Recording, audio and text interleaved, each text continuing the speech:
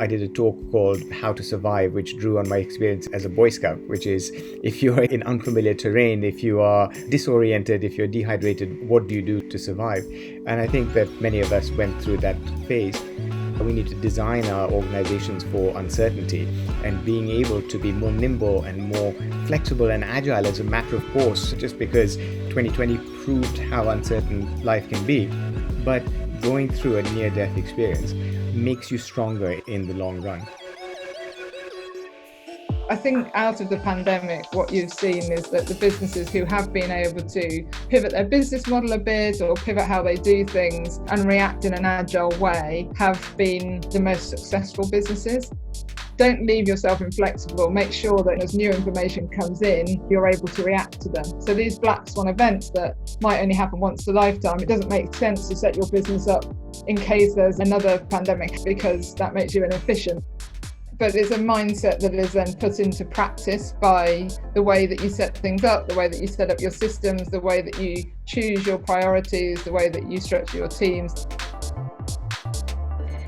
A few years ago, people were saying, okay, do you know how to use Excel? Do you know how to use Word? Do you know how to use PowerPoint? In a few years, people will expect you to be able to use automation tools to digitize some of your manual repetitive work, because that's going to improve your productivity.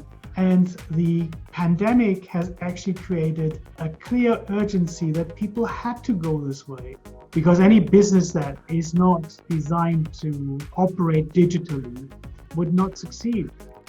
We now learn to actually be far more in demand with our human capabilities in our future jobs, because the very repetitive, simple tasks are going to be taken over by software robots that we create and we control.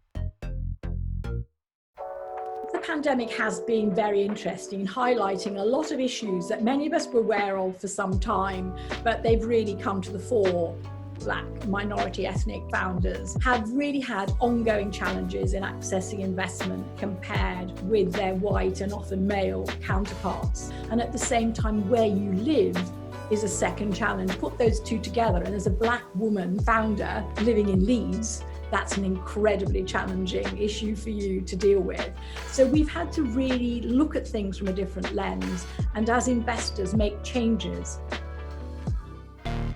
2020 showed us that even the most certain predictions can be eliminated by a problem that affects humanity.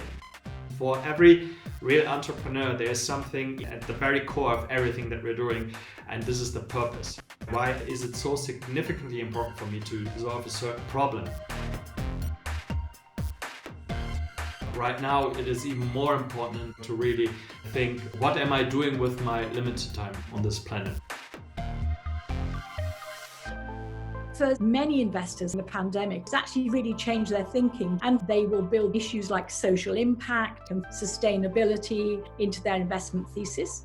So when you're an entrepreneur approaching investors right now, you need to really think how far you can show that you're going to make a really strong impact, either socially, environmentally, globally, that will really help you tune in to where investors are focused right now. So it won't be enough just to have a great technology. It's got to really have that wider and deeper sense of long-term impact. And I think that's really going to attract investment much more successfully in the year ahead. We see a lot of businesses that have a very strong purpose-driven approach.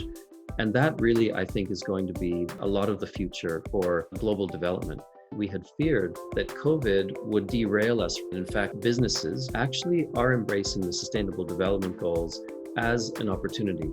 Because of the disruption that we're going through, there are many opportunities opening up here for social entrepreneurs with the right business model, with the right outreach, with the right thinking around how to leverage digital technologies in a better way. We need a lot of innovation, a lot of creativity in those spaces. It doesn't need to be a trade-off between profit and doing good. It actually can be both. On the space station, you realize how interconnected we all are and how interconnected we are with our environment. When I look at what's happening around the world, is shaking people up to realize that when a problem happens in Wuhan, it impacts the entire world. It can bring large economies to their knees.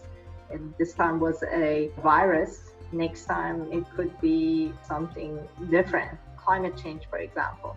So let's not just be naive and let's do something now. From everything we've learned, I see more people talking about long-term thinking because they don't want to deal with something like this again. We have the opportunity to create businesses which follow a new set of rules. What we've given up to a certain extent is our wellness, as we're being invaded by too much news, too much information, too many demands on our time, and being able to step back and say, that doesn't contribute to my wellness. What does is having the time to go for a walk and to switch off. How do we build companies which take people's need for that lifestyle into account? How do we design jobs which don't infringe on our physical and mental wellness? And that to me is the essence of Build Back Better.